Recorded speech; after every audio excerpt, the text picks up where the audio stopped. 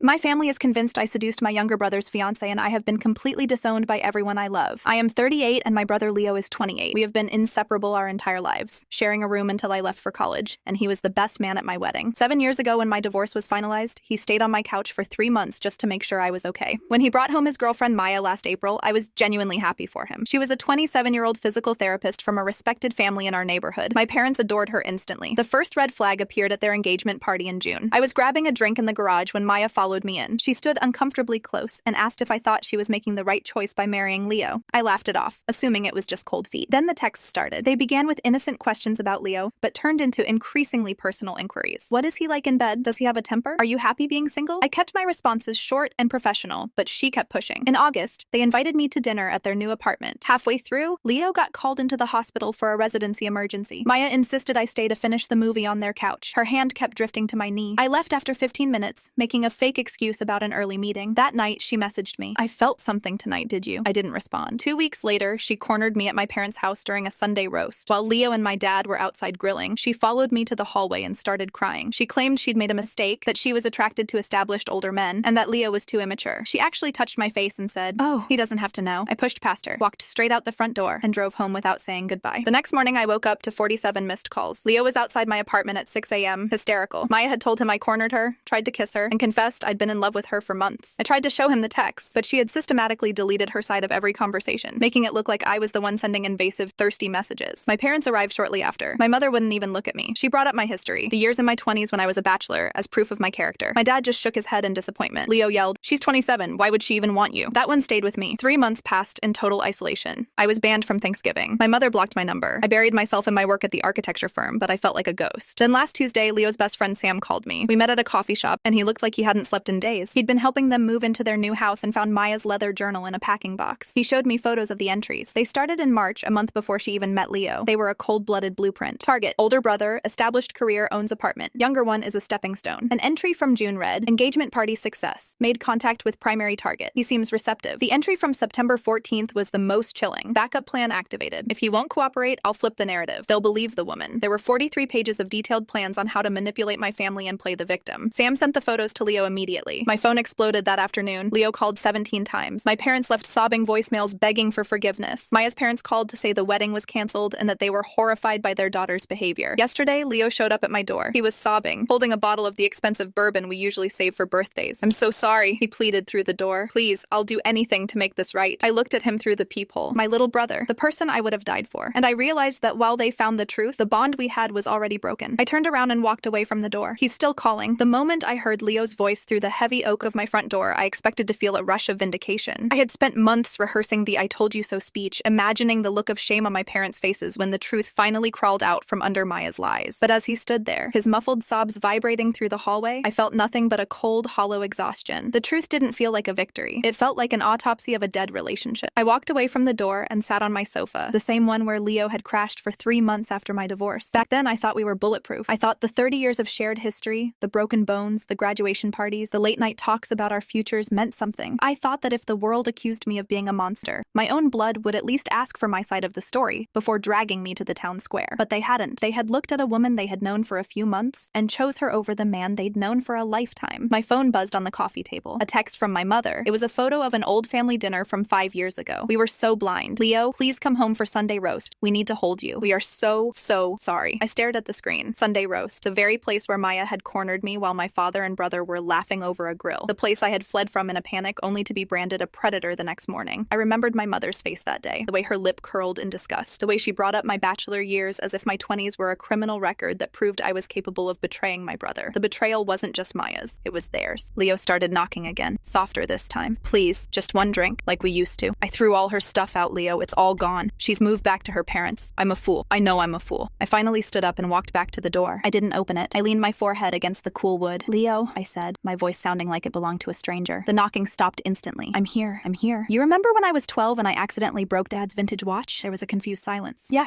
I remember. You were terrified. I told you I did it, and you went to Dad and told him it was you, so I wouldn't get grounded. You took a hit for me without me even asking. We were kids, but we had each other's backs. I still have yours, Leo, I swear." "No," I interrupted. "You didn't. When it actually mattered, when my entire life was being dismantled by a stranger's journal entries, you didn't have my back. You called me a loser. You asked why a 27-year-old would even want me. You let her delete my dignity, and you watched Mom and and Dad turned me into a ghost. I was manipulated, he cried out, his voice cracking. She was a pro, Leo. You saw the journal. She planned this. She planned the lie, I said quietly. But she didn't plan your reaction. That was all you. That was the real you. I heard him slide down the door until he was sitting on the floor in the hallway. I did the same on my side. We were 2 feet apart, separated by a piece of wood and a chasm of broken trust that felt miles wide. What do I do? He whispered. How do I fix this? I don't think you can, I said. I've spent 3 months learning how to live without a family. I've learned how to eat alone, how to spend holidays in a silent apartment, how to work until my brain goes numb just so I don't have to think about the people who threw me away. I've built a new life, Leo. It's a lonely one, but it's one where nobody calls me a predator. Please don't say that. We're your family. You were, I corrected him. Now you're just people who found out they were wrong. I stood up. My phone was still lit up with messages from my father, offering to take me on a fishing trip, offering to buy me a new car, as if a Tahoe could replace the months of psychological torture. They wanted to go back to normal because their guilt was uncomfortable. They wanted me to forgive them so they could stop feeling like the villains in my story. But I wasn't ready to play my part in their redemption arc. I heard Leo eventually get up. He left the bottle of expensive bourbon on my doormat. I heard his footsteps fade down the hallway and the distant chime of the elevator. That night, I opened the bottle. I poured a single glass and sat by the window, looking out at the city lights. I thought about Maya. I wondered if she was already writing in a new journal, picking a new target and a new stepping stone. People like her don't change, they just change their scenery. But I had changed. I wasn't the protective big brother anymore. I was a man who knew exactly how much his family's love was worth when the bill came due. An hour later, Sam called. Hey, he said tentatively. He's a mess, man. He's parked outside your building, just staring at your window. Let him stare, I said. Are you ever going to talk to them? I looked at the empty glass of bourbon. Maybe in a few years when the sound of their voices doesn't make my skin crawl. But for now, Sam, I'm going to do something I should have done a long time ago. What's that? I'm going to be the established older man Maya thought I was. I'm moving. I put in for a transfer to the London office this morning. They approved it. London? That's halfway across the world, Leo. Exactly, I said. Far enough that I don't have to worry about who's grilling in the backyard. Far enough that I can start a story where the ending isn't already written by people who don't know me. I hung up and started packing. I didn't take the family photos. I didn't take the mementos. I just took my clothes, my drafting tools, and the knowledge that sometimes being disowned is the only way to finally own yourself. The terminal at JFK was cold, sterile, and smelled of burnt coffee and jet fuel. I stood by the large glass windows, watching the ground crew move like ants around the belly of the Boeing 777 that would take me to Heathrow. My bags were checked. My flat in London was waiting. I had a one-way ticket and a phone that had been on airplane mode for 3 days. I didn't tell them I was leaving. I didn't want the airport drama, the weeping in the terminal, the desperate promises to start over. But as I turned toward the security gate, I saw them. My mother, my father, and Leo. They were standing near the departures board, looking frantic, scanning every face that walked past. They looked older. My father's shoulders, usually so broad and confident, were hunched. My mother was clutching a small Tupperware container, probably the roast I had refused. I considered turning around. I could have ducked into a bathroom, waited for them to leave, and slipped through security unnoticed. But a part of me, the part that still remembered being 12 and breaking that watch, wanted them to see me. I wanted them to see exactly what they were losing. I walked toward them. Leo saw me first. He nudged my dad, and the 3 of them surged forward, stopping just a few feet away when they saw the look in my eyes. It wasn't anger. It was worse. It was indifference. Leo, my mother whispered, reaching out a hand. Please. We went to your apartment. The manager said you moved out. You can't just leave. I can, I said. I'm an established older man, remember? I make my own decisions. My father stepped forward, his eyes red. We know we failed you. We've spent every night talking about it. We've been to a counselor. We're trying to understand how we could have been so wrong. It's simple, Dad, I replied, adjusting the strap of my carry-on. You didn't trust me. You didn't know me. You knew a version of me you'd built in your heads, and the moment a stranger offered you a more scandalous version, you bought it. You didn't even haggle on the price. I'll never forgive myself, Leo said, his voice cracking. He looked like he'd lost 10 pounds. I'm your brother. I should have known. You should have, I agree, but you didn't, and now I have to go to a place where I don't have to wonder if the people I love are secretly waiting for me to fail. My mother held out the Tupperware. It's the roast, just for the flight, or for when you land so you have something from home. I looked at the container. The smell of rosemary and garlic reached me, a scent that usually meant safety and family. Now it just felt like a bribe. I don't want it, Mom, I said gently. I'm not hungry for anything from home right now. The announcement for my flight echoed through the hall. Final boarding. I looked at the 3 of them, my past, my heart, my heartbreak, and I felt a strange sense of peace. The chasm was still there, but I was no longer trying to jump across it. I was just standing on the other side. I'm going to change my number when I land, I said. I'll email you eventually. Maybe in 6 months, maybe a year. Don't come to London. Don't try to find my office. If you really want to make this right, give me the one thing you haven't given me yet. Anything, my father said. Silence, I told him. Let me be a ghost for a while. Let me see if I can find the person I was before you told me who I supposedly am. I didn't wait for them to answer. I turned my back and walked toward the TSA line. I didn't look back when I put my shoes in the bin. I didn't look back when I walked through the metal detector. And it wasn't until I was settled into seat 14A, watching the skyline of New York disappear into the clouds, that I finally let out the breath I'd been holding for months. I reached into my pocket and pulled out my father's old vintage watch, the one Leo had taken the hit for all those years ago. I'd taken it from my dresser before I left. I looked at the ticking hands. Time was moving forward whether I was ready or not. I tucked the watch into the seatback pocket and and closed my eyes. The air in the cabin was thin and recycled, but for the first time in 38 years, I felt like I could finally breathe. 6 months later, the rain in London didn't feel like a depression, it felt like a wash. I was sitting in a small cafe in South Kensington, the kind of place where nobody knew my last name and nobody cared about my history. I had a flat with a view of chimney pots and a job that challenged me in ways my old firm never could. I opened my laptop. My eyes had been staring at the draft for 3 days. My finger hovered over the send button. To Leo, Mom, Dad. Subject, update. I'm doing well. London is gray, but the architecture is incredible. I've started working on a project for a new library in Chelsea. It's the first time in a long time I felt like I'm building something that will last. I'm not coming home for Christmas. I've booked a trip to the Scottish Highlands instead. I need this.